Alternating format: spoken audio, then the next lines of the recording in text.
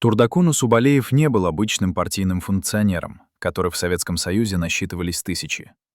Он был человеком, который 24 года управлял целой республикой, превратив отсталую окраину империи в один из самых стабильных и экономически развитых регионов Средней Азии.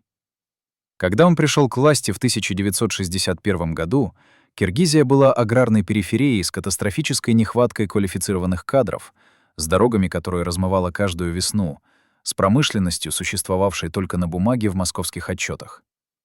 За четверть века его правления в республике построили более 300 крупных промышленных предприятий, проложили тысячи километров современных автомобильных дорог, создали систему высшего образования, которой могли позавидовать многие союзные республики. Средняя зарплата в Киргизии выросла с 82 рублей в месяц до 193 рублей. Показатель, который превышал уровень жизни в соседних Таджикистане и Узбекистане. Но цифры в отчетах не отражали главного. Усубалеев построил нечто большее, чем заводы и дороги. Он создал систему негласных договоренностей между Москвой и киргизской элитой. Систему, которая позволяла республике сохранять определенную автономию в обмен на абсолютную лояльность центру. Эта система работала безупречно 2,5 десятилетия, пока в Кремле не появился человек, который решил, что старые правила больше не действуют.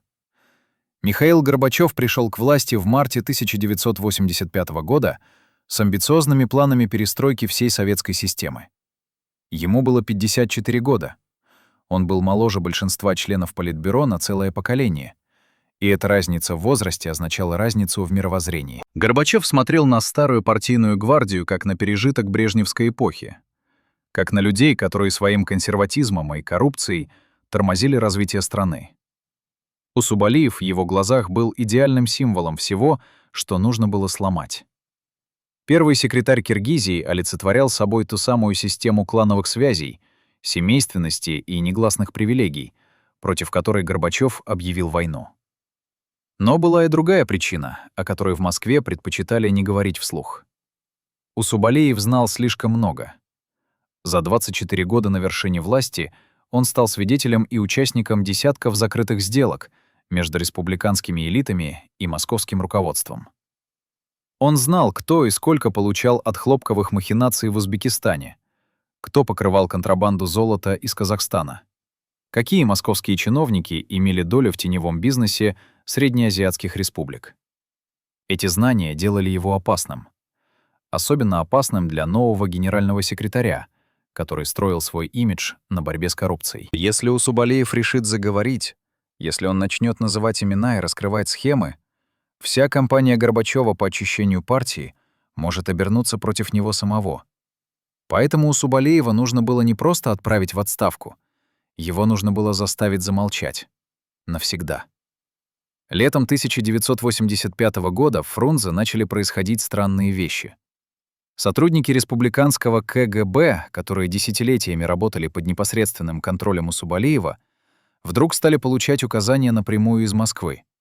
Проверки финансовых документов, которые раньше проводились формально, превратились в настоящие расследования с изъятием бумаг и допросами свидетелей. Близкие соратники первого секретаря один за другим стали вызываться в Москву для консультаций, после которых возвращались бледными и молчаливыми. Усубалеев понимал, что происходит. Против него готовили дело. Не уголовное, это было бы слишком громко и рискованно, но компромат, достаточный для того, чтобы заставить его уйти тихо, без скандала, без попыток сопротивления. В архивах Центрального комитета партии Киргизии сохранились записи телефонных разговоров тех месяцев.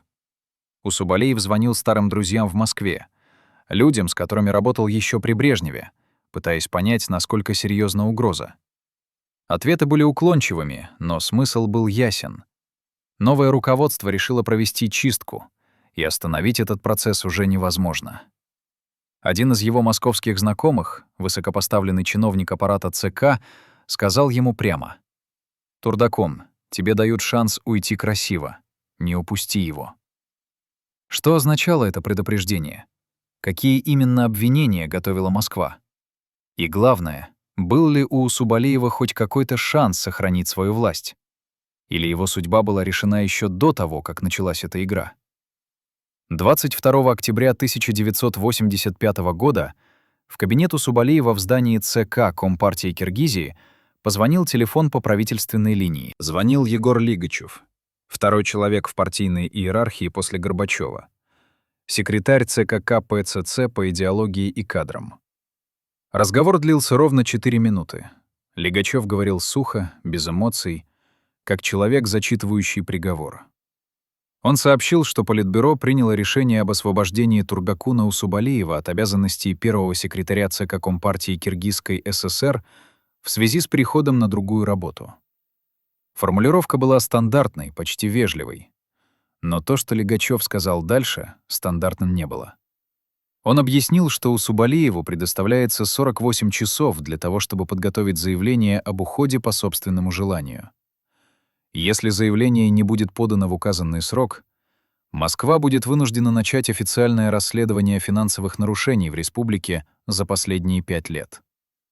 Лигачев не уточнял, какие именно нарушения имеются в виду, но намек был предельно ясен. У Усубалиева были родственники на ключевых хозяйственных постах, были связи с директорами крупных предприятий, были неофициальные договоренности о распределении ресурсов. Все то, что в советской системе считалось нормой, но что при желании можно было квалифицировать как злоупотребление служебным положением. После этого разговора Усубалиев сидел в своем кабинете один, глядя в окно на заснеженные вершины Алатоо. Ему было 66 лет. Он отдал этой республике четверть века своей жизни, и теперь ему давали 2 дня на то, чтобы исчезнуть. Что он чувствовал в тот момент? Гнев? Обиду? Страх за свою семью? Или холодное понимание того, что в большой политике нет места сентиментальности, и тот, кто не успел вовремя уйти, будет выброшен без церемоний. Следующие 48 часов стали самыми драматичными в жизни Усубалиева. Он собрал узкий круг своих самых доверенных соратников, людей, которые работали с ним десятилетиями и которым он мог доверять безоговорочно. Встреча проходила не в здании ЦК, а на государственной даче в горах, вдали от возможных прослушивающих устройств. Усубалиев изложил ситуацию без прикрас. Москва требует его отставки и готова использовать любые методы давления. Вопрос был один — сопротивляться или подчиниться. Один из присутствующих, старый партийный работник, который помнил еще сталинские чистки, сказал прямо: «Если ты попытаешься бороться, они уничтожат не только тебя, но и всех нас. Они найдут компромат на каждого, кто с тобой связан. Твоя семья, твои друзья, твои подчиненные — все окажутся под ударом». Другой предложил более радикальный вариант — обратиться напрямую к Горбачеву, попытаться договориться, объяснить, что резкая смена руководства в республике может привести к дестабилизации. Но Усубалиев понимал, что это бессмысленно. Решение уже принято на самом верху, и никакие аргументы его не изменят. Оставался только один вопрос. На каких условиях он уйдет? Будет ли это тихая отставка с сохранением пенсии и привилегий? Или публичный скандал с обвинениями и возможным уголовным преследованием? Усубалиев выбрал первое. Не из страха, а из прагматизма. Он знал, что если он уйдет тихо, то сможет защитить своих людей, сохранить хоть какое-то влияние, остаться в истории республики не как опальный функционер, а как строитель и патриарх. Но было еще кое-что, о чем он не говорил даже своим ближайшим соратникам. Была та самая черная папка, которую он спрятал в своем кабинете. Страховка. Гарантия того, что если Москва решит нарушить договоренности и начнет преследовать его после отставки, у него будет чем ответить. 24 октября 1985 года Турдакун Усубалиев подписал заявление об уходе с поста первого секретаря ЦК Компартии Киргизской ССР. Официальная формулировка гласила: по состоянию здоровья и в связи с переходом на пенсию. На следующий день в республиканской газете «Советская Киргизия» появилась короткая заметка на 2-й странице.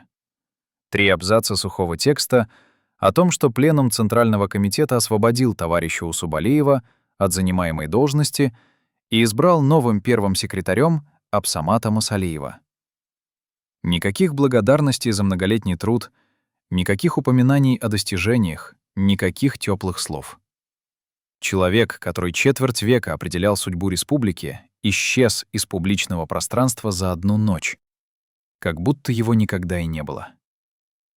Но в кулуарах власти все понимали, что произошло.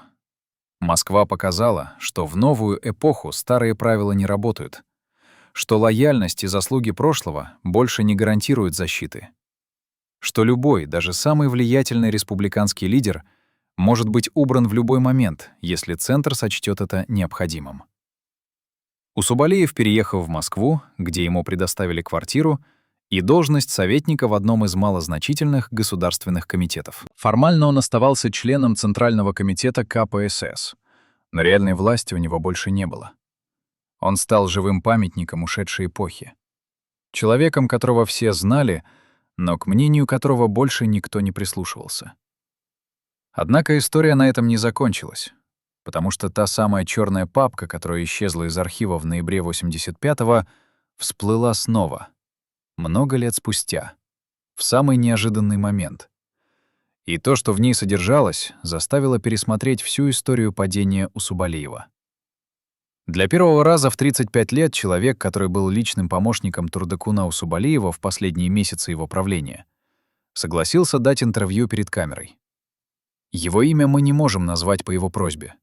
Он до сих пор живет в Бишкеке и опасается возможных последствий. Назовем его просто Асан. Сейчас ему 82 года, руки дрожат, когда он держит чашку чая. Но память остается острой, как бритва. Асан был одним из 3 человек, которые видели содержимое той самой черной папки. И то, что он рассказывает, переворачивает все представления о том, что произошло осенью 85-го года. По его словам, папка содержала не просто личные заметки Усубалиева. Там были копии финансовых документов, которые доказывали, что схемы незаконного обогащения, в которых обвиняли киргизское руководство, на самом деле были санкционированы и контролировались непосредственно из Москвы. Там были имена высокопоставленных чиновников аппарата ЦК КПЦЦ, которые получали свою долю от теневых операций в республике. Там были телеграммы, подписанные людьми из ближайшего окружения Брежнева, в которых прямо говорилось о необходимости обеспечить лояльность республиканского руководства материальными стимулами.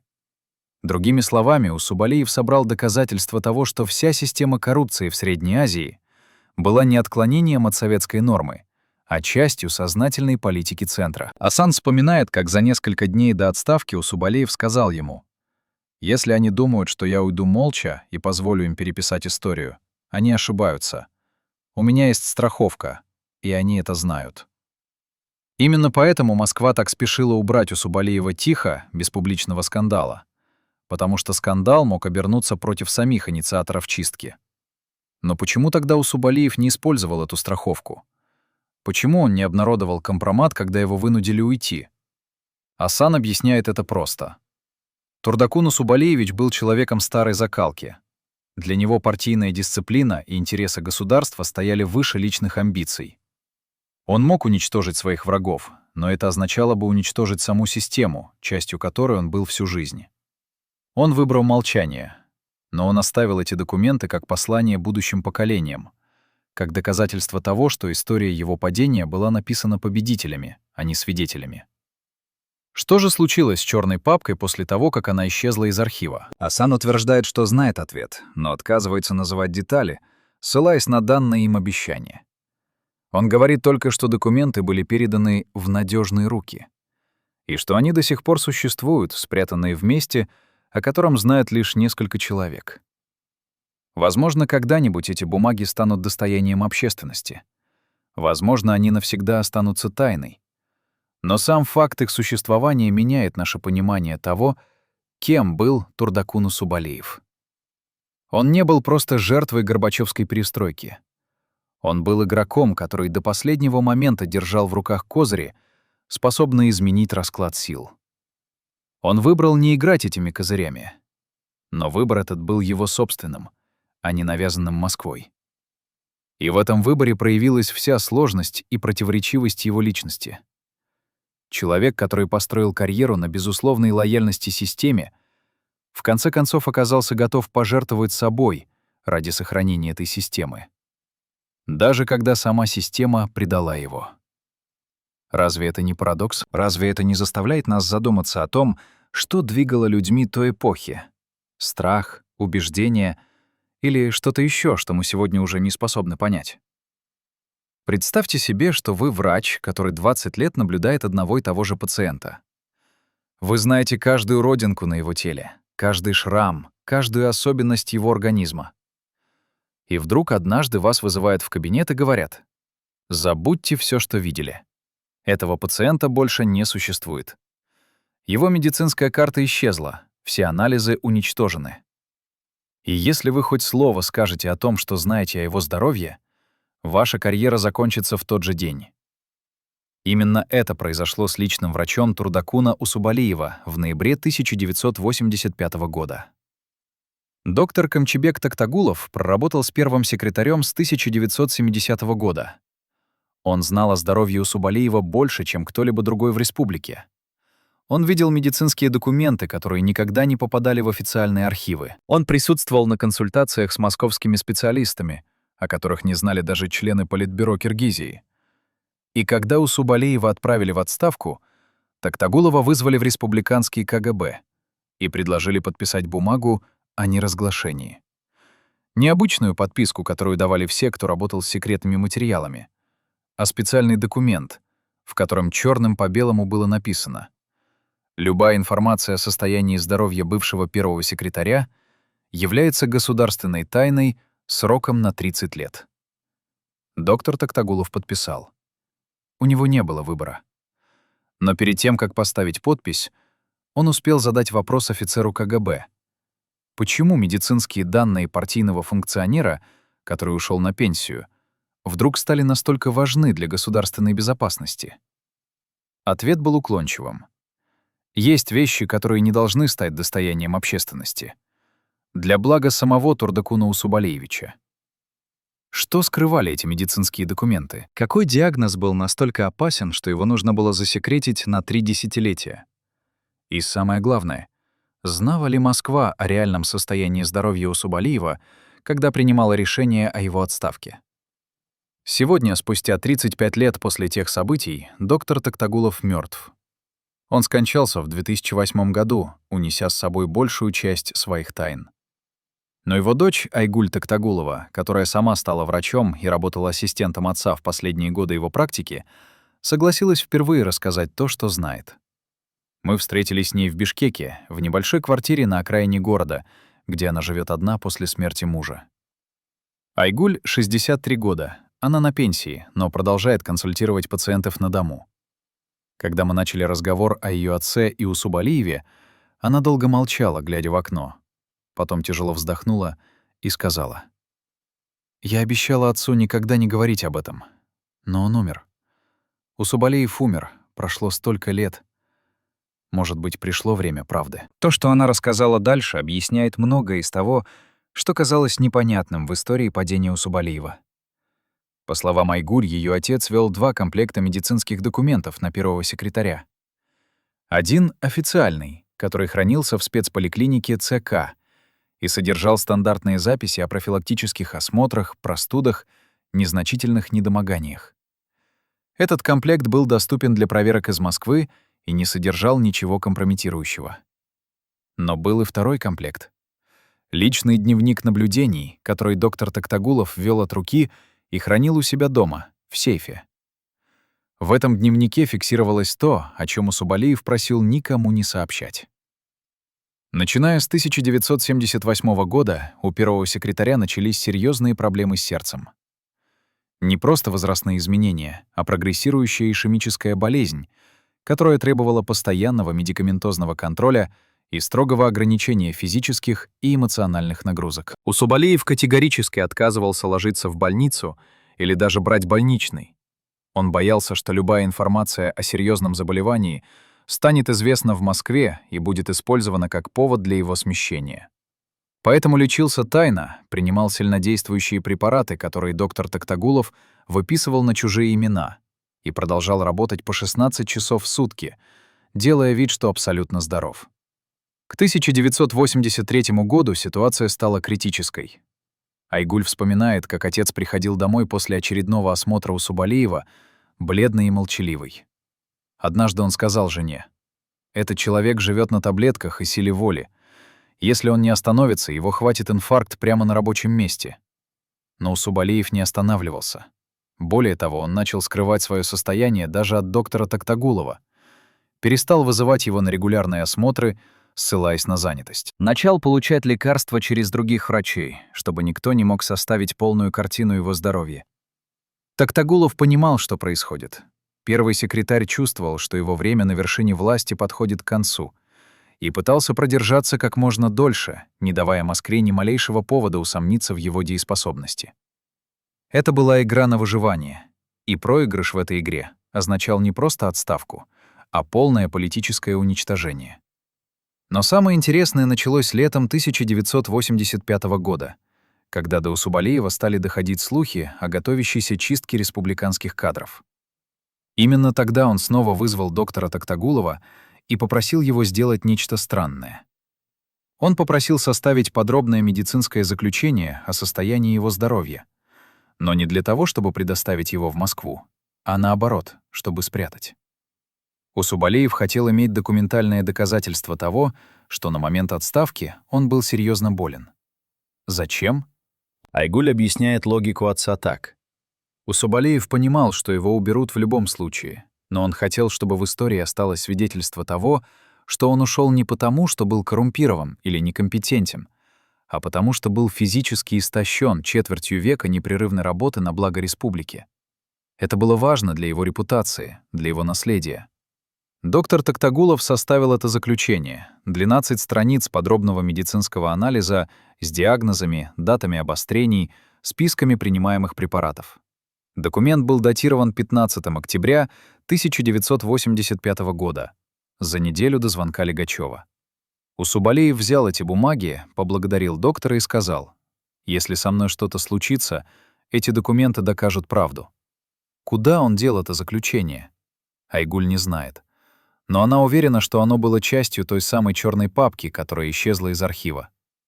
Теперь давайте вернемся к вопросу, который мучает историков уже 3,5 десятилетия. Знала ли Москва о реальном состоянии здоровья Усубалиева, когда принимала решение о его отставке? Официальная версия гласит, что Усубалиев ушел по состоянию здоровья, и это была просто дипломатическая формулировка, прикрывающая политические причины. Но что, если все было сложнее?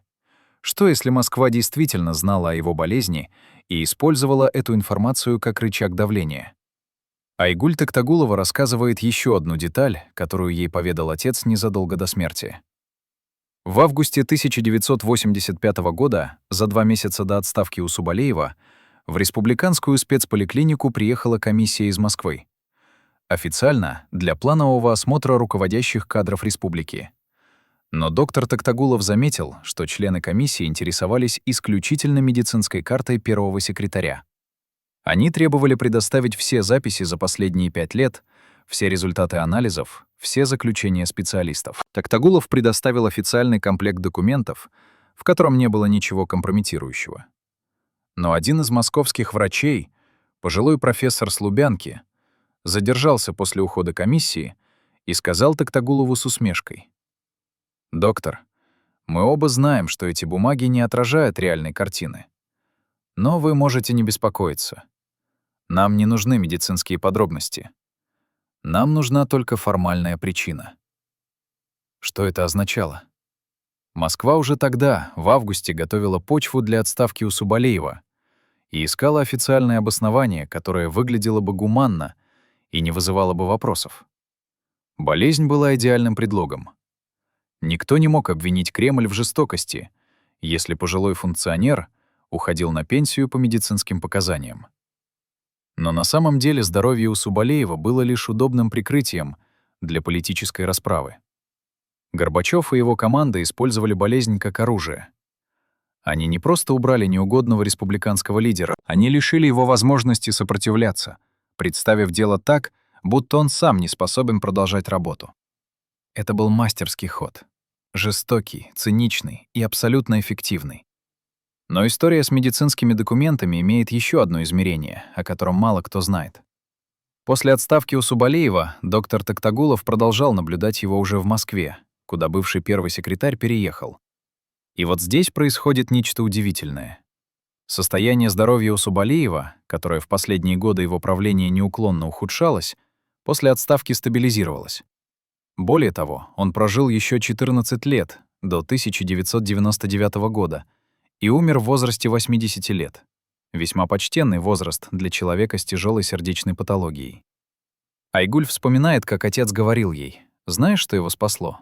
То, что его сняли с должности. Если бы он остался первым секретарем еще на год-два, он бы не дожил до 90-х. Стресс и нагрузка убили бы его». Получается парадокс. Москва, отправляя Усубалиева в отставку под предлогом болезни, на самом деле продлила ему жизнь. Освободив его от непосильного бремени власти, Горбачев невольно оказал ему услугу. Но осознавал ли это сам Усубалиев? Был ли он благодарен за эту вынужденную отставку, которая дала ему возможность прожить еще 1,5 десятилетия в относительном покое? Или до конца своих дней он чувствовал себя преданным и униженным, лишённым того, ради чего жил четверть века?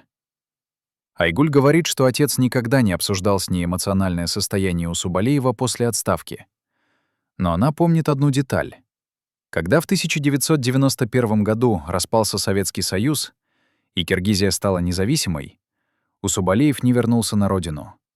Он остался в Москве, в своей квартире на Кутузовском проспекте, окружённый книгами и воспоминаниями. Почему? Может быть, потому что возвращение в Бишкек означало бы встречу с республикой, которая изменилась до неузнаваемости. С республикой, где его имя уже мало что значило для нового поколения. С республикой, которая строила своё будущее, не оглядываясь на патриархов прошлого. Усубалиев выбрал остаться призраком в чужом городе, чем стать живым укором своим собственным. И в этом выборе была своя трагическая логика. Пока Турдакун Усубалиев доживал свои годы в московской квартире, в Киргизии разворачивались события, которые полностью подтвердили его самые мрачные опасения. Новый первый секретарь, Абсамат Масалиев, которого Москва поставила на место Усубалиева, продержался у власти всего 5 лет. В 1990 году, когда волна национальных движений захлестнула всю Среднюю Азию, в Киргизии произошли кровавые межэтнические столкновения между киргизами и узбеками в Волжской области. Погибли сотни людей. Республика оказалась на грани гражданской войны.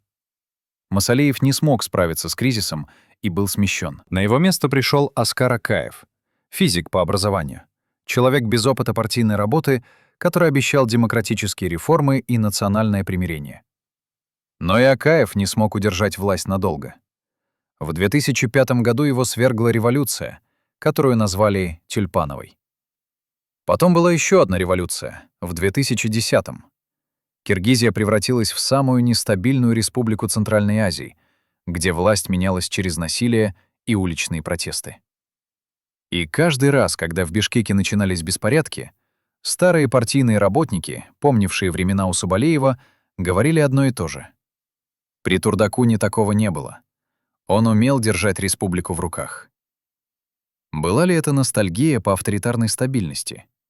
Или признание того, что Усубалиев действительно обладал уникальным талантом управления многонациональной республикой, где любой конфликт мог перерасти в катастрофу? Сложно сказать. Но факт остается фактом. После его ухода Киргизия так и не смогла найти лидера, способного обеспечить долгосрочную стабильность без репрессий и насилия. Может быть, проблема была не в людях, а в самой системе, которую построил Усубалиев. Системе, основанной на личных связях, клановых договоренностях и негласных правилах, которые работали только до тех пор, пока у власти стоял человек, знавший все эти правила наизусть. Когда Усубалиева убрали, система рухнула, потому что она была построена вокруг него, а не вокруг институтов. И в этом была его главная ошибка. Он создал республику, которая не могла существовать без него. Есть еще одна деталь в истории падения Усубалиева, о которой редко говорят, но которая многое объясняет. В архивах Горбачев-фонда в Москве хранится стенограмма закрытого заседания Политбюро ЦК КПСС от 18 октября 1985 года. На этом заседании обсуждался вопрос о кадровых изменениях в республиках Средней Азии. Горбачев лично настаивал на немедленной замене старой гвардии новыми людьми, которые разделяли бы идеи перестройки. Когда речь зашла об Усубалиеве, один из членов Политбюро, Гейдар Алиев, бывший первый секретарь Азербайджана, попытался заступиться. Он сказал: «Товарищи, Усубалиев — это человек, который 24 года держал республику в стабильности. Он пользуется огромным авторитетом среди населения.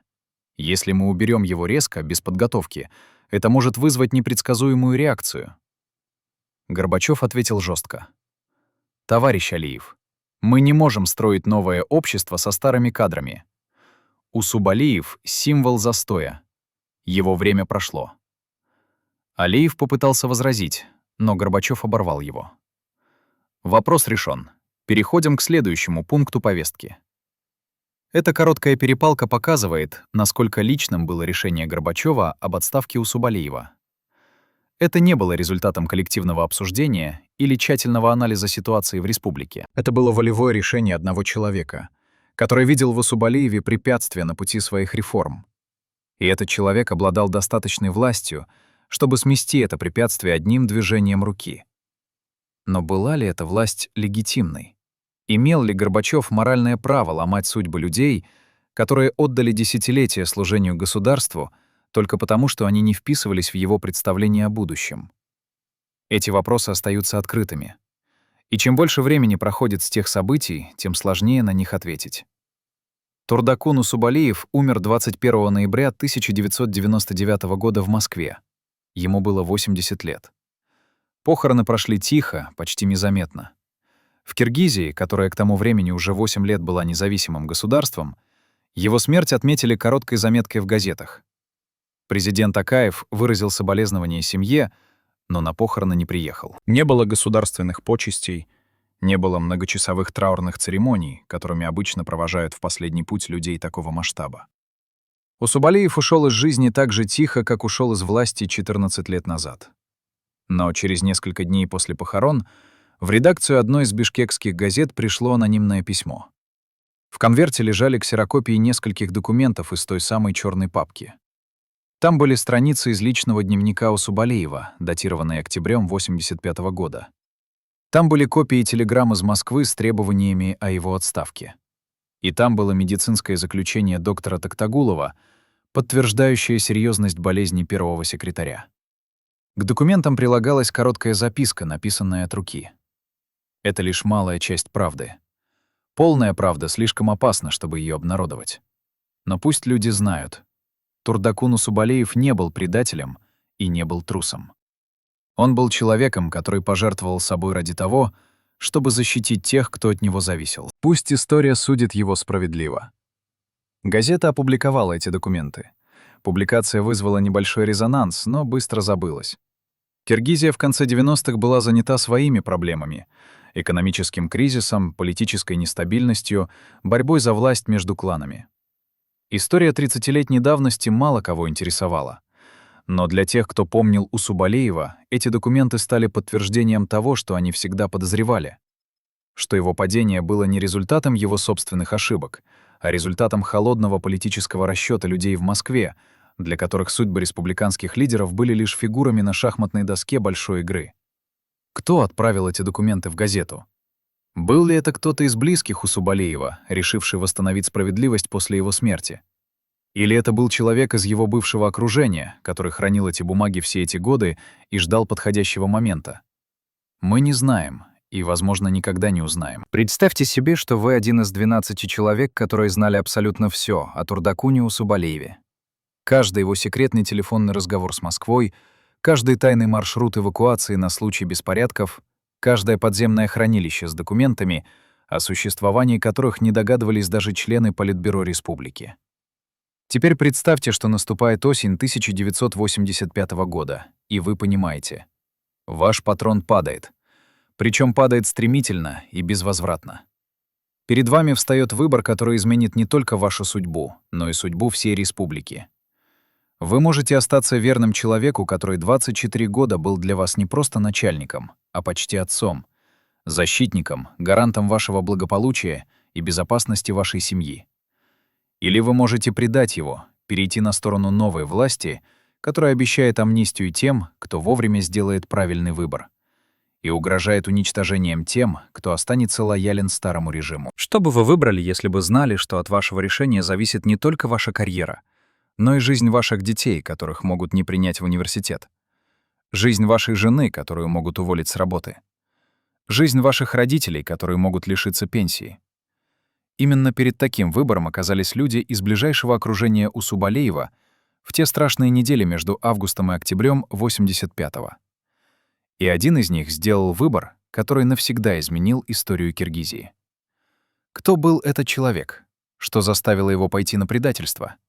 И самое главное, осознавал ли он в тот момент, что его решение станет последним гвоздем в крышку гроба политической карьеры человека, который когда-то спас его от тюрьмы? Его звали Болот Джумабаев, и в середине 80-х он занимал должность заведующего отделом административных органов Центрального комитета Компартии Киргизии. Это была одна из самых закрытых и влиятельных позиций в республиканской партийной иерархии, потому что именно через этот отдел проходили все кадровые назначения в органах внутренних дел, прокуратуре, судах и КГБ. Джумабаев контролировал силовой блок республики. Он знал, кто из генералов милиции берет взятки, кто из прокуроров имеет любовниц, кто из судей выносит приговоры по указке партийного начальства.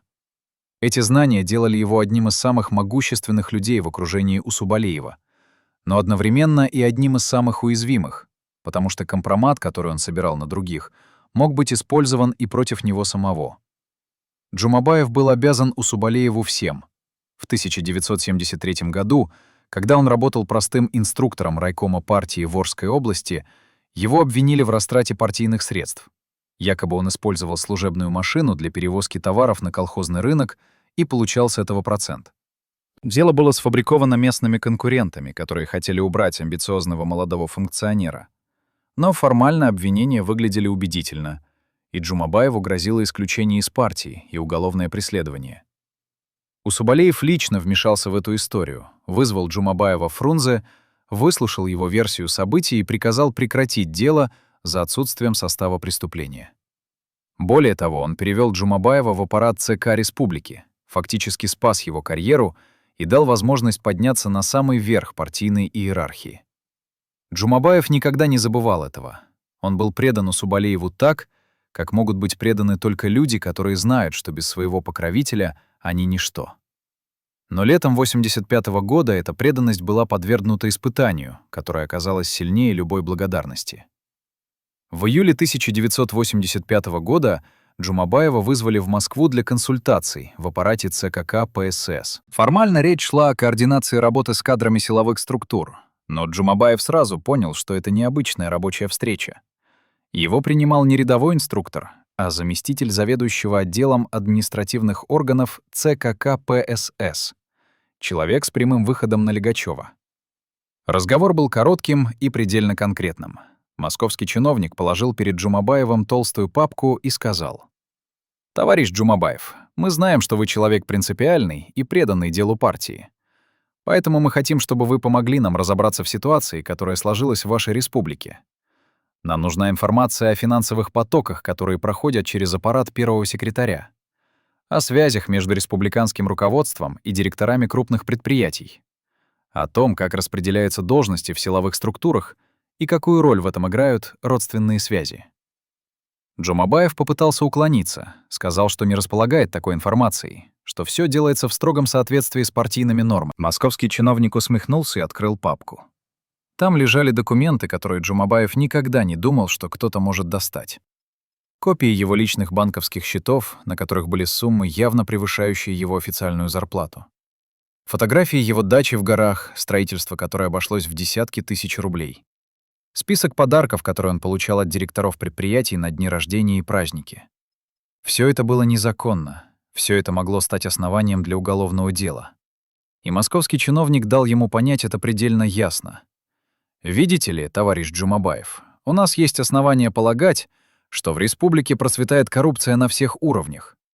Мы можем начать расследование и докопаться до каждого, кто замешан в этих схемах.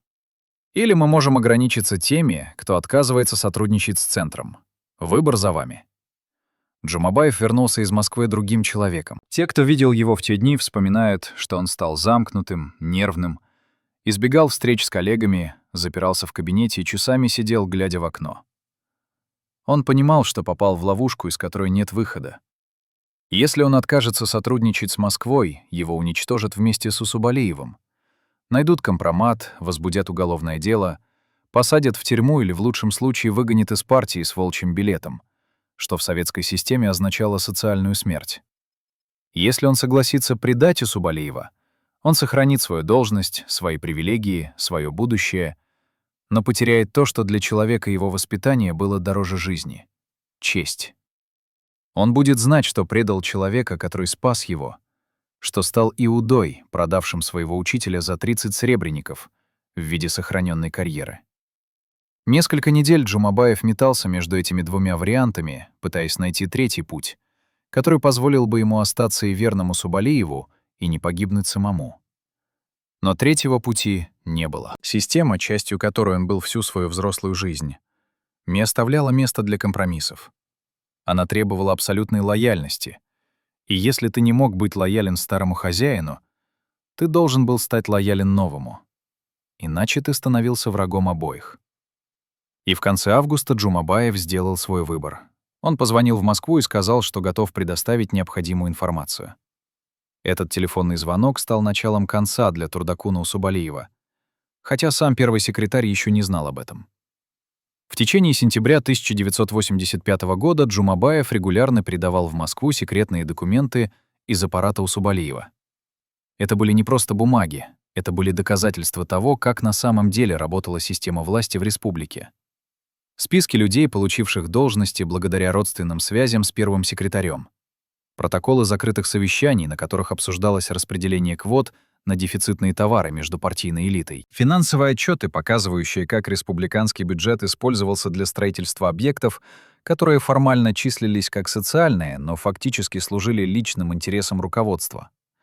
Каждый из этих документов по отдельности не был смертельным компроматом, но вместе они создавали картину системной коррупции, которая пронизывала всю вертикаль власти от первого секретаря до районных партийных функционеров.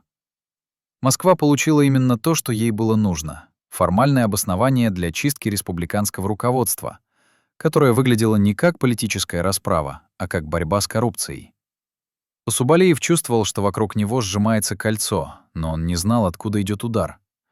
Он подозревал, что кто-то из его окружения работает на Москву, но не мог понять, кто именно. Джумабаев был одним из последних, кого он мог заподозрить, потому что этот человек был обязан ему всем и, казалось, не имел причин для предательства. Но именно в этом и заключалась гениальность московской операции.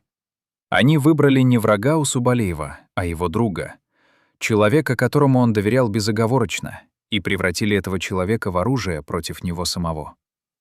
Когда 22 октября Легачев позвонил Усубалиеву и потребовал отставки, угрожая расследованием, первый секретарь понял, что игра проиграна.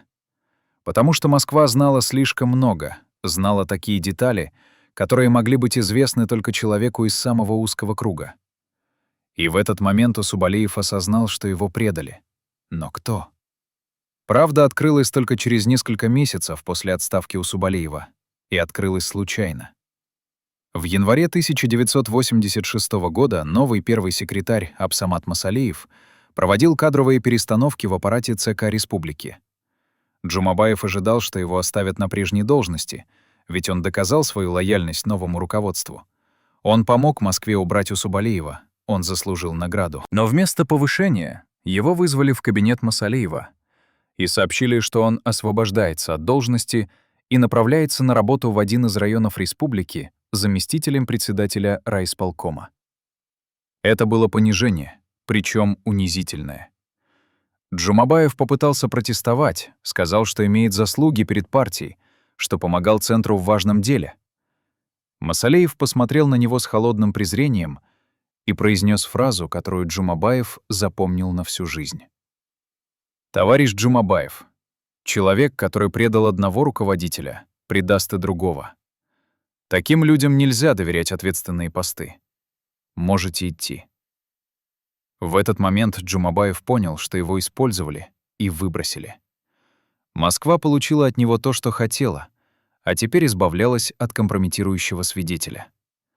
Потому что предатель всегда остается предателем, даже если его предательство было выгодно тем, кто им воспользовался. Джумабаев уехал в свой район, где проработал несколько лет на незначительной должности. Потом вышел на пенсию и исчез из публичного пространства. Он умер в 2003 году в полной безвестности, и на его похороны пришло всего несколько человек. Никто из бывших коллег по аппарату ЦК не счёл нужным проводить его в последний путь, потому что все знали, кем он был, и никто не хотел ассоциировать себя с человеком, чье имя стало синонимом предательства. Но история Джумабаева — это не просто история одного человека, который сделал неправильный выбор. Это история о том, как система ломает людей, заставляя их выбирать между невозможными вариантами. Джумабаев не был злодеем от природы. Он был обычным советским функционером, который хотел сделать карьеру, обеспечить семью, жить спокойно и комфортно. Он не стремился к власти ради власти, он не был жестоким или циничным. Но когда система поставила его перед выбором — погибнуть вместе со своим патроном или предать его и выжить, он выбрал выживание. И этот выбор уничтожил его не меньше, чем если бы он выбрал гибель. Потому что, предав Усубалиева, он предал самого себя, свои принципы, свое представление о чести и достоинстве. Он остался жив физически, но умер морально. И последние 17 лет своей жизни он прожил как призрак, как человек, который знает, что его имя навсегда связано с позором, и ничто уже не сможет это изменить. Можем ли мы судить его за этот выбор? Можем ли мы сказать, что на его месте поступили бы иначе? Легко рассуждать о чести и верности, когда тебе не угрожают тюрьмой, когда твоим детям не грозит исключение из университета, когда твоя семья не окажется на улице без средств к существованию. Но когда ты стоишь перед этим выбором реально, когда видишь папку с компроматом на своем столе и слышишь холодный голос московского чиновника, предлагающего тебе сделку, все становится гораздо сложнее. И, может быть, настоящая трагедия Джумабаева заключалась не в том, что он предал Усубалиева, а в том, что система не оставила ему другого выбора, что он был обречён стать предателем с того самого момента, как согласился играть по правилам этой системы. Пока Болот Джумабаев передавал секретные документы в Москву, в самом сердце республиканской власти происходило нечто ещё более зловещее. Под зданием Центрального комитета Компартии Киргизии, в подвалах, о существовании которых знали только несколько человек, хранились архивы, которые никогда не должны были увидеть свет.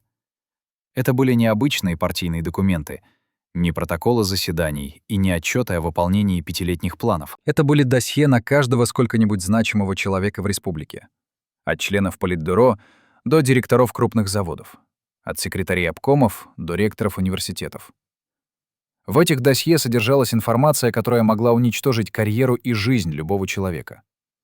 Компромат на родственников, данные о тайных любовницах и незаконно рождённых детях, сведения о финансовых махинациях, записи подслушанных разговоров, в которых люди высказывали сомнения в правильности партийной линии. Эти архивы были инструментом контроля, который Усубалиев использовал для управления республикой. Он никогда не прибегал к открытым репрессиям, не сажал людей в тюрьмы без причины, не устраивал публичных чисток.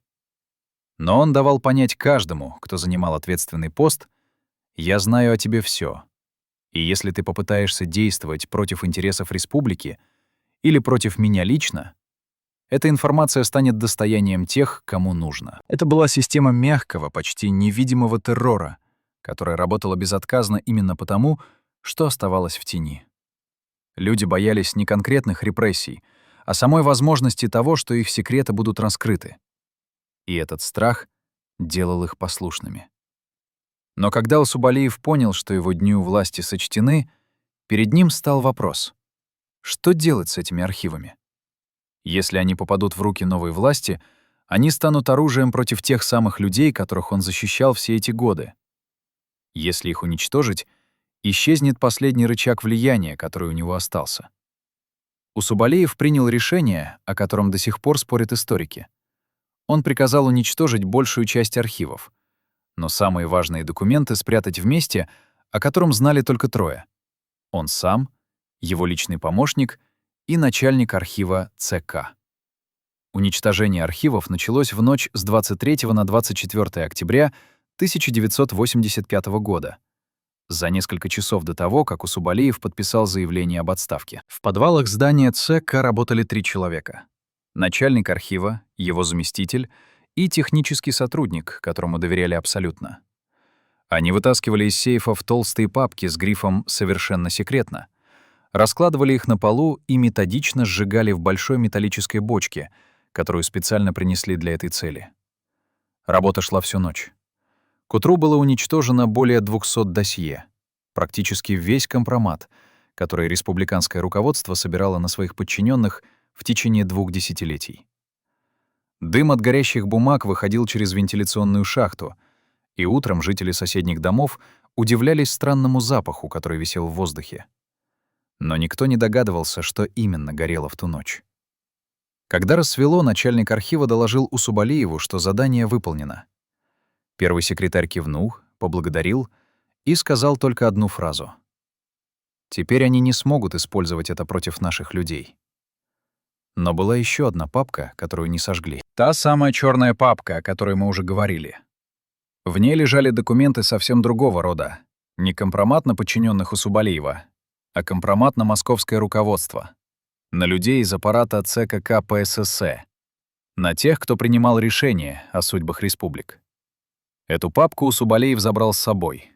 Она была его последней страховкой, гарантией того, что если Москва попытается уничтожить его после отставки, у него будет чем ответить. Но он так и не использовал эту страховку. Почему?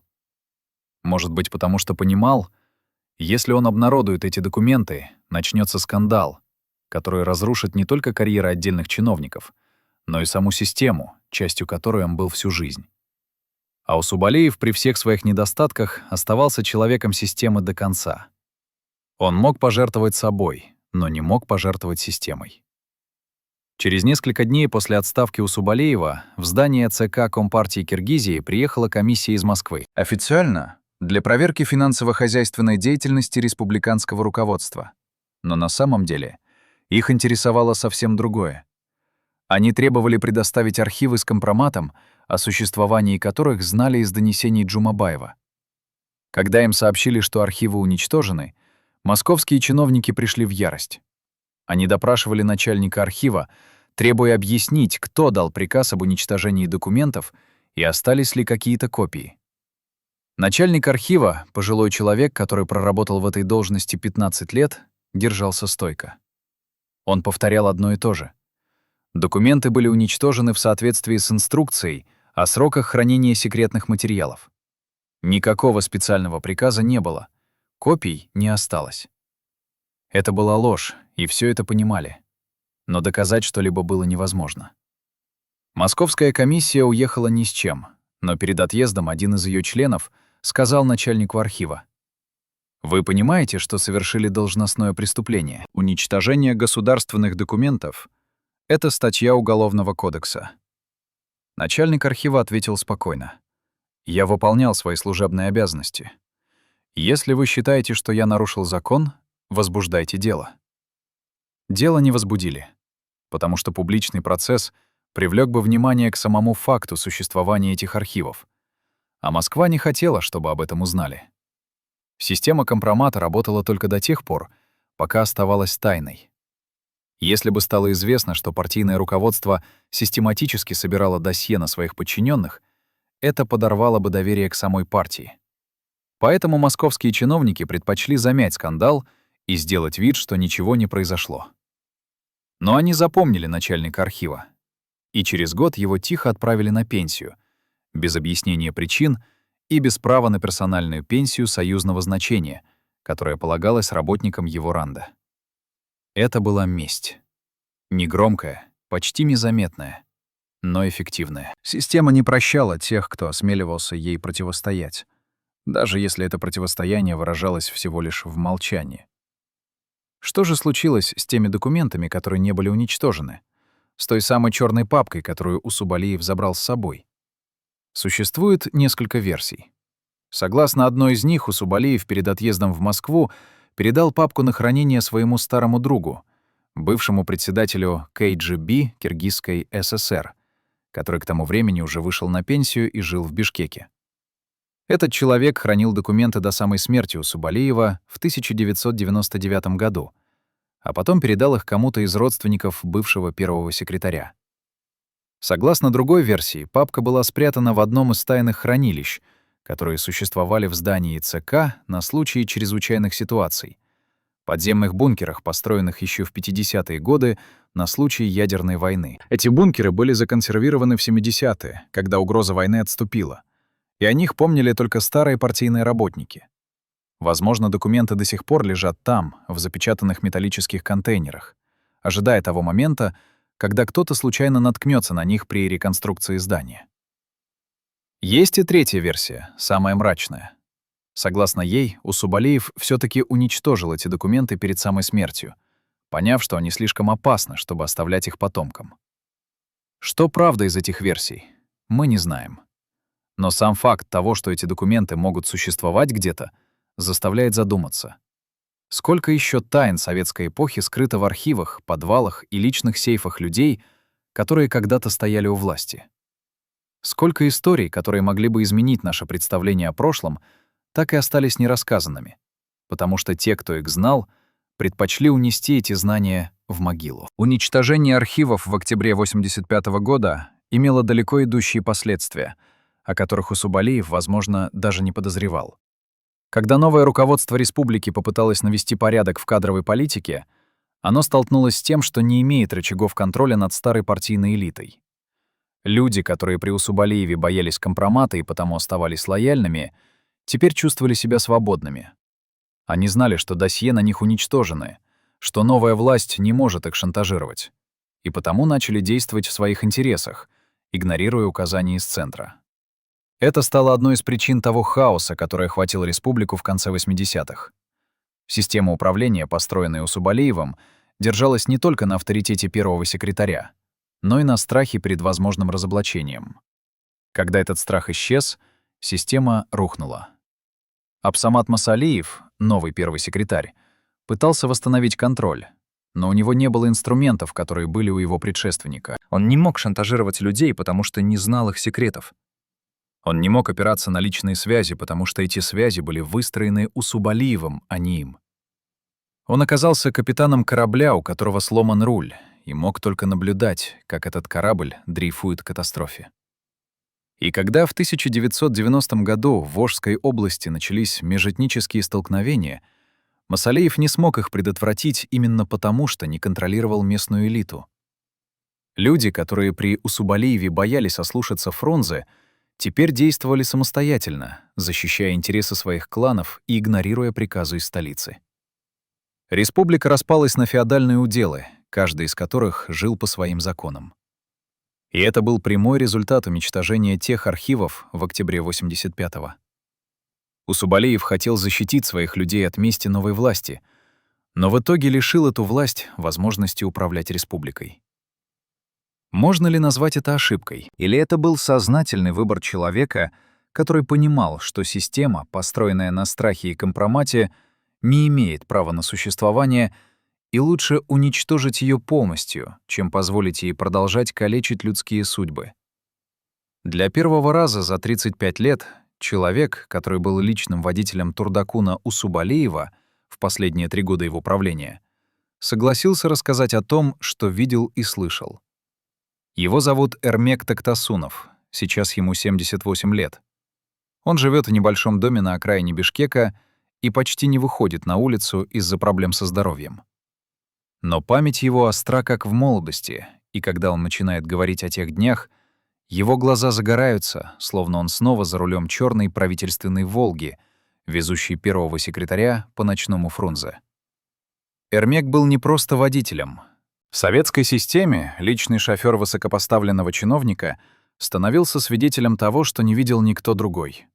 Частных разговоров в машине, тайных встреч в неофициальных местах, моментов слабости и откровенности, которые руководитель никогда не позволял себе в кабинете. Усубалиев доверял Эрмеку, потому что тот умел молчать и никогда не задавал лишних вопросов. За 3 года работы Эрмек стал почти членом семьи. человеком, который знал распорядок дня первого секретаря лучше, чем его личный помощник, который чувствовал настроение хозяина потому, как тот садился в машину и захлопывал дверь. И именно Эрмек был за рулем в ту ночь с 22 на 23 октября 1985 года, когда Усубалиев после звонка Лигачёва покинул здание Центрального комитета и отправился в поездку, о которой до сих пор никто не знал. Куда он поехал в ту ночь? С кем встречался? И что произошло на этой встрече, после которой Усубалиев вернулся домой совершенно другим человеком, сломленным, постаревшим на 10 лет, с потухшим взглядом человека, который только что пережил самое страшное предательство в своей жизни? Эрмек вспоминает, как около 11 часов вечера 22 октября ему позвонили домой и приказали немедленно подать машину к служебному входу здания ЦК. Это было необычно, обычно вечерние поездки планировались заранее, а тут звонок был срочным, почти паническим. Эрмек оделся, завел машину и через 15 минут был на месте. Усубалиев вышел из здания один, без охраны, что тоже было странно. Первый секретарь никогда не передвигался по городу без сопровождения. Он сел на заднее сиденье, и Эрмек увидел в зеркале заднего вида его лицо. Бледное, с глубокими морщинами, которых еще утром не было, с губами, сжатыми в тонкую линию. Усубалиев молчал несколько минут, глядя в окно на ночной город, потом тихо сказал: «Поезжай на дачу Джумабаева. Знаешь, где это?» Эрмек знал. Дача болота Джумабаева находилась в горах, в 20 километрах от Фрунзе, в закрытом поселке, где жили высокопоставленные партийные работники. Но почему Усубалиев едет туда ночью, без предупреждения, без охраны? Эрмек не спрашивал. Он просто вел машину по пустынной ночной дороге, поднимаясь в горы, где воздух становился холоднее, а звезды ярче. Всю дорогу Усубалиев молчал, только один раз произнес вслух, словно разговаривая сам с собой: «Надо посмотреть ему в глаза, надо услышать это от него самого». Эрмек не понял тогда, что означают эти слова, но позже, когда стало известно о роли Джумабаева в падении Усубалиева, он все понял. Первый секретарь уже знал, кто его предал. И он ехал к предателю, чтобы услышать признание из его собственных уст. Они приехали к даче Джумабаева около полуночи. Эрмек остановил машину у ворот, и Усубалиев вышел, сказав: «Жди здесь, я скоро вернусь». Он прошел через калитку, поднялся по ступенькам к крыльцу и позвонил в дверь. Эрмек видел, как через несколько минут дверь открылась, и в проеме появился Джумабаев в домашнем халате, явно не ожидавший ночного визита. Он замер, увидев первого секретаря, потом отступил в сторону, пропуская его в дом. Дверь закрылась. Эрмек остался в машине, куря одну сигарету за другой и гадая, что происходит внутри. Прошло больше часа, было холодно, и Эрмек включил двигатель, чтобы согреться. Он смотрел на освещенные окна дачи и пытался представить, о чем говорят два человека, которые еще вчера были соратниками, а сегодня стали врагами. Наконец, около часа ночи дверь дачи открылась, и Усубалиев вышел на крыльцо.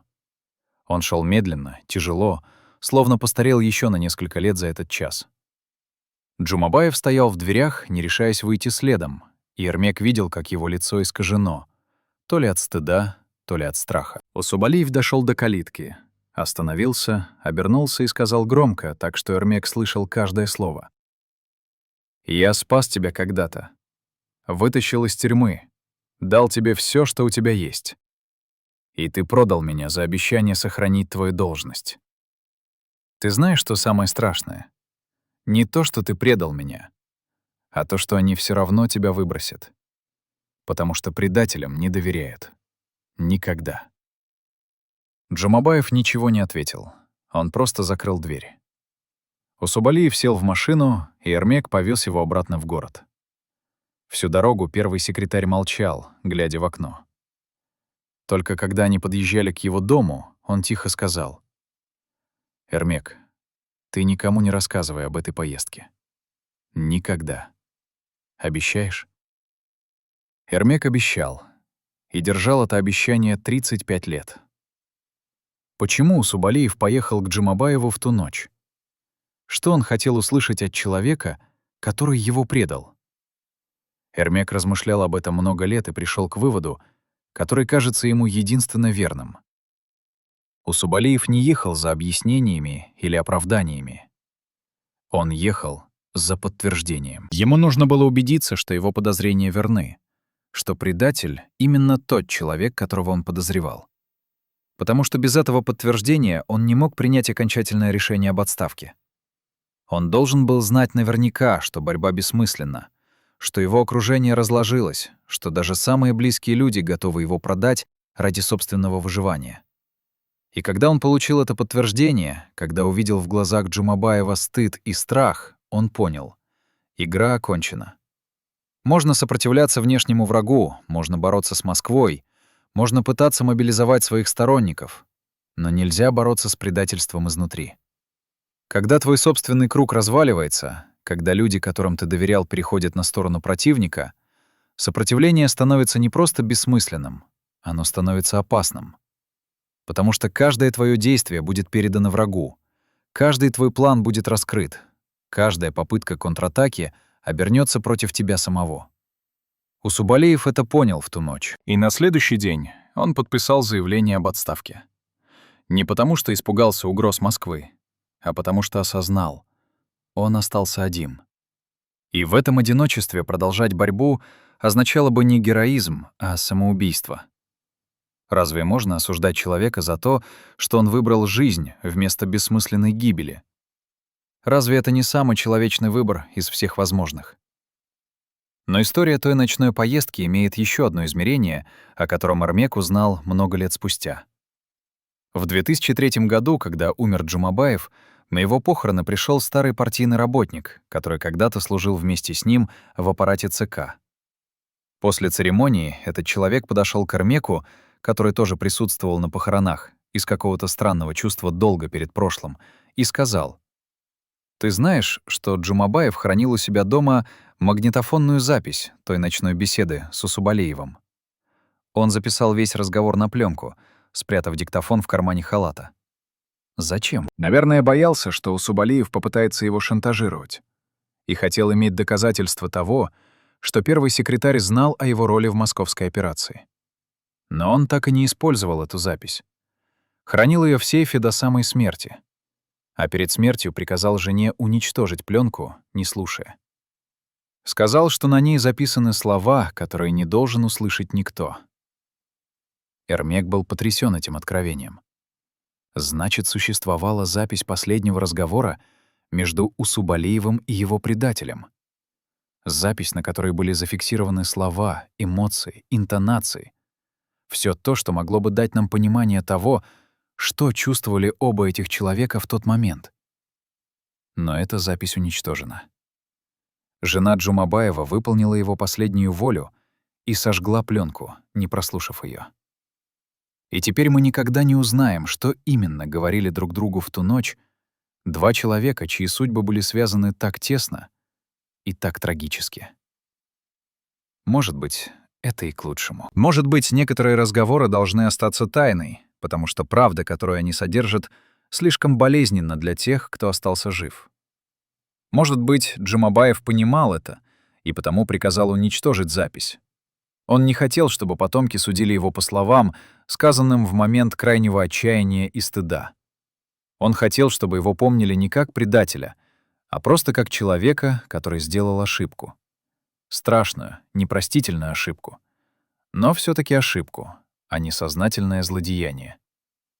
Пока Усубалиев переживал свое падение, в Москве разворачивались события, которые показывали, насколько циничной была игра, в которую играл Горбачев со своими республиканскими кадрами.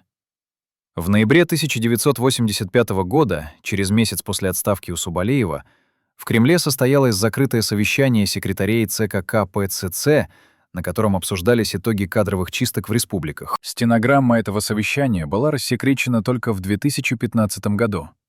И то, что в ней содержится, заставляет пересмотреть всю историю Горбачевской перестройки.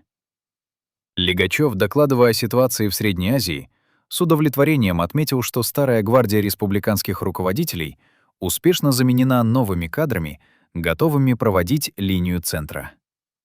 Горбачев поблагодарил его за работу и добавил фразу, которая звучит особенно цинично в свете того, что мы теперь знаем. Товарищи, мы должны понимать, что эти люди — Усубалиев, Рашидов, Кунаев — они отдали десятилетия служению партии и государству. Но время их прошло. Мы не можем строить новое общество с людьми, которые мыслят категориями прошлого. Поэтому мы вынуждены были принять жесткие решения. Но я хочу, чтобы вы помнили, мы не враги этих людей. Мы просто делаем то, что необходимо для будущего страны. Эти слова показывают, насколько Горбачев был уверен в правильности своих действий. Он искренне верил, что ломает судьбы людей ради высшей цели, что жертвует отдельными личностями ради блага миллионов. Но история показала, что эта логика была ошибочной. Потому что, убирая старую гвардию, Горбачев разрушал единственную силу, которая удерживала республики в составе Союза. Усубалиев, Кунаев, другие республиканские лидеры — они были не просто партийными функционерами. Они были символами стабильности, людьми, которые умели балансировать между интересами Москвы и интересами своих народов, которые знали, как предотвращать конфликты и гасить недовольство. Когда их убрали, на их место пришли люди без опыта, без авторитета, без понимания сложных этнических и клановых отношений в республиках. И результат не заставил себя ждать. Через 5 лет после отставки Усубалиева Советский Союз распался. Можно ли сказать, что это была прямая причинно-следственная связь? Конечно, нет. Распад СССР был результатом множества факторов, но кадровые чистки 1985 года сыграли свою роль в этом процессе. Они показали республиканским элитам, что Москва больше не считается с их интересами, что лояльность не гарантирует защиты, что в любой момент тебя могут выбросить как использованную вещь. И когда в конце 80-х начался парад суверенитетов, эти элиты уже не видели причин сохранять верность центру, который так жестоко обошелся с их предшественниками. Есть еще один документ, который проливает свет на то, как Москва относилась к Усубалиеву после его отставки. В архиве Горбачев-фонда хранится служебная записка от начальника административного отдела ЦК КПЦЦ, датированная декабрем 1985 года. В ней говорится о необходимости обеспечить бывшему первому секретарю ЦК Компартии Киргизской ССР товарищу Усубалиеву достойные условия жизни на пенсии, включая предоставление квартиры в Москве, персональной пенсии союзного значения и право пользования спецполиклиникой. Казалось бы, гуманное отношение к человеку, которого только что вынудили уйти в отставку. Но дальше в записке идет фраза, которая раскрывает истинные мотивы этой заботы. Необходимо обеспечить постоянное наблюдение за контактами товарища Усубалиева с бывшими коллегами из республик Средней Азии, а также контроль его переписки и телефонных разговоров. Учитывая, что товарищ Усубалиев располагает информацией, которая может быть использована во вред интересам партии, следует принять меры по недопущению его контактов с иностранными журналистами и представителями оппозиционных движений. Другими словами, Усубалиева держали под негласным надзором КГБ. Ему предоставили комфортные условия жизни не из уважения к его заслугам, а для того, чтобы контролировать его и не дать возможности рассказать то, что он знал. Это была золотая клетка. Усубалиев мог жить в хорошей квартире, получать высокую пенсию, лечиться в лучших больницах, но он не мог свободно общаться с людьми, не мог давать интервью, не мог писать мемуары без согласования с партийными органами. Он был пленником своего прошлого, человеком, которого держали на коротком поводке именно потому, что боялись его знаний. И Усубалиев понимал это. Он знал, что за ним следят, что его телефон прослушивается, что каждый его визит фиксируется. И он принял правила этой игры. Он не пытался бороться, не искал способов обойти контроль, не пытался передать свои знания кому-то, кто мог бы их обнародовать. Он просто жил тихо, встречался со старыми друзьями, читал книги, гулял в парке. Он превратился в призрака, в человека, который физически присутствует, но политически мертв. Может быть, это было его последнее проявление мудрости. Он понял, что любая попытка сопротивления приведет только к ухудшению его положения, и выбрал спокойную старость вместо бессмысленной борьбы. Или это была капитуляция? Отказ от ответственности перед историей, перед теми, кто имел право знать правду о том, как на самом деле работала советская система власти. Турдакун Усубалиев прожил в Москве 14 лет после своей отставки. 14 лет тихой, почти незаметной жизни в квартире на Кутузовском проспекте, где он принимал редких гостей, смотрел телевизор и наблюдал, как рушится страна, которой он отдал всю свою жизнь. Он видел, как в 1991 году распался Советский Союз, как Киргизия стала независимым государством, как на его родине началась борьба за власть между кланами, которую он когда-то умел предотвращать. Он видел, как Горбачев, человек, который его уничтожил, сам был отстранен от власти и превратился в изгоя, презираемого большинством населения бывшего СССР. Он видел, как многие из тех, кто участвовал в его падении, сами пали жертвами новых политических игр. Джумабаев был отправлен в безвестность. Лигачев потерял влияние и ушел на пенсию. Масалеев был свергнут революцией. Система, которая их всех породила и использовала, рухнула, оставив после себя руины и горечь. Что чувствовал Усубалиев, наблюдая все это? Удовлетворение от того, что его враги получили по заслугам? Или печаль от того, что все, ради чего он работал четверть века, оказалось напрасным? Мы не знаем. Он не оставил мемуаров, не давал интервью, не делился своими мыслями даже с близкими. Он унес свои чувства в могилу, оставив нам только факты его биографии, но не ключ к пониманию его внутреннего мира. Может быть, это и есть последняя тайна Турдакуна Усубалиева. Ни секретные документы, ни компромат на московских чиновников, ни детали его падения, а его собственные мысли и чувства в те последние годы жизни, когда он наблюдал крушение всего, во что верил, и молчал, потому что понимал, его слова уже ничего не изменят. Когда 21 ноября 1999 года Турдакун Усубалиев покинул этот мир в возрасте 80 лет, мало кто в Киргизии вспомнил о нем. Газеты опубликовали короткие некрологи, президент выразил формальные соболезнования, но не было ни государственных похорон, ни многочасовых траурных церемоний, которыми обычно провожают людей такого масштаба. Его похоронили в Москве, на Троекуровском кладбище, где покоятся многие партийные функционеры советской эпохи. На похоронах присутствовало несколько десятков человек, родственники, старые друзья, бывшие коллеги, которые еще помнили времена его величия. Не было речей о его заслугах, не было рассказов о том, как он строил республику и превращал отсталую окраину в современный регион. Все это осталось в прошлом, которое новое поколение не хотело вспоминать. Киргизия строила свое будущее, и в этом будущем не было места патриархам советской эпохи, которые ассоциировались с авторитаризмом, коррупцией и зависимостью от Москвы. Но через несколько лет после его ухода в республике начали происходить события, которые заставили многих вспомнить об Усубалиеве. В 2005 году в Киргизии произошла революция, которую назвали Тюльпановой. Президент Акаев, который правил страной 15 лет, был свергнут уличными протестами и бежал из страны. К власти пришел Курманбек Бакиев, который обещал демократию и процветание. Но через 5 лет, в 2010-м, его самого свергла новая революция, еще более кровавая, чем первая. Киргизия превратилась в самую нестабильную страну Центральной Азии, где власть менялась через насилие, где межэтнические конфликты приводили к погромам и жертвам, где экономика стагнировала, а население беднело. И тогда старые партийные работники, те немногие, кто еще помнил времена Усубалиева, начали говорить: при Турдакуне такого не было. Он умел держать страну в руках. Он знал, как предотвращать конфликты и балансировать между кланами. Он строил заводы и дороги, а не разворовывал бюджет. Была ли это ностальгия по авторитарной стабильности? Идеализация прошлого, которое на самом деле не было таким уж прекрасным? Или признание того, что Усубалиев действительно обладал уникальным талантом управления сложным многонациональным обществом, где любая ошибка могла привести к катастрофе? Сложно дать однозначный ответ на этот вопрос.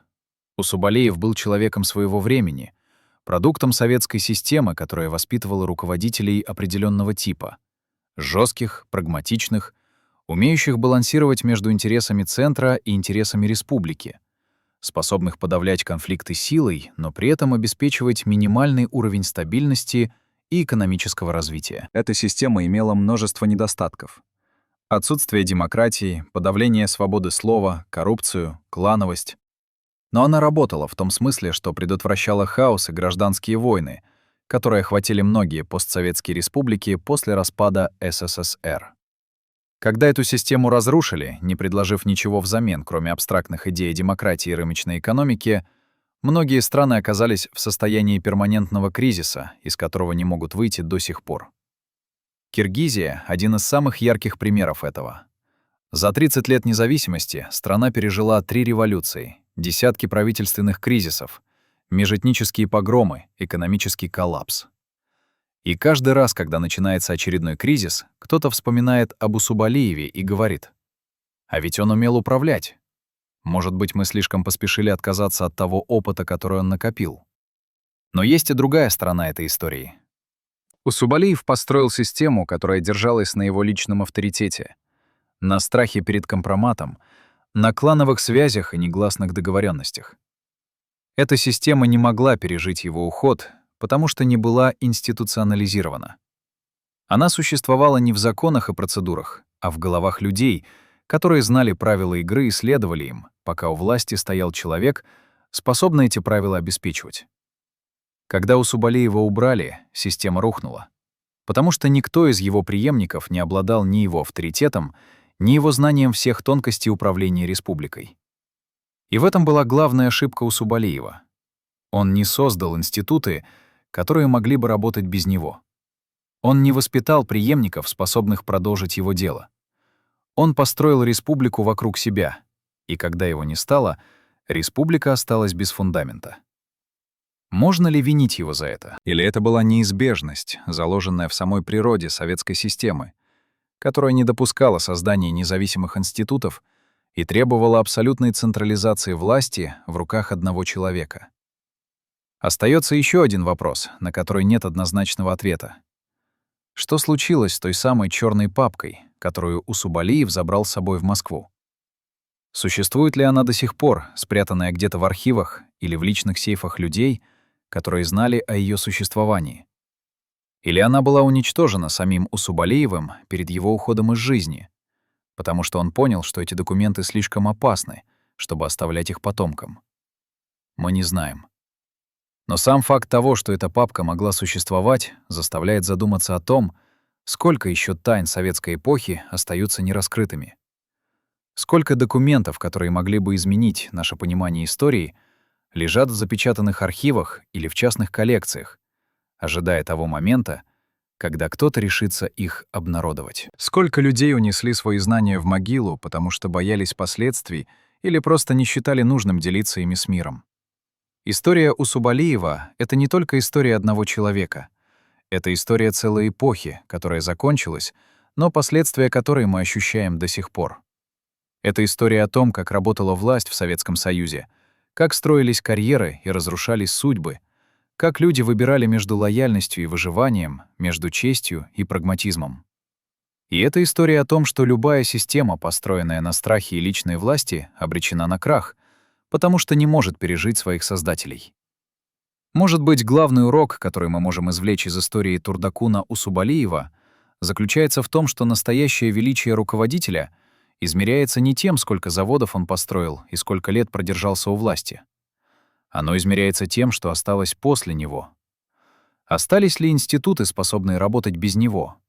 Остались ли люди, воспитанные в духе служения обществу, а не личным интересам? Осталась ли система, которая может развиваться и адаптироваться к новым вызовам? По этим критериям Усубалиев не выдерживает проверки. После него не осталось ничего, кроме воспоминаний и споров о том, был ли он великим строителем или просто умелым манипулятором, который сумел продержаться у власти четверть века благодаря своей способности балансировать между Москвой и местными элитами. Но, может быть, это и несправедливая оценка, потому что Усубалиев работал в рамках системы, которая не давала ему возможности создать что-то долговечное. Советская система требовала от республиканских лидеров абсолютной лояльности центру и не допускала никакой самостоятельности в принятии стратегических решений. Усубалиев мог строить заводы и дороги, но он не мог изменить саму систему управления, потому что это было прерогативой Москвы. Он был винтиком в огромной машине, и когда эта машина решила его заменить, он не мог ничего сделать, кроме как подчиниться. И в этом была его трагедия. Не в том, что он был плохим руководителем, а в том, что он был хорошим руководителем в плохой системе, которая не давала ему возможности реализовать свой потенциал полностью. Уважаемые зрители, если вы досмотрели эту трагическую историю до конца, напишите в комментариях, из какого вы города. Нам важно знать, где Трудокуна Усубалиева еще помнят. И подписывайтесь на канал, чтобы не пропустить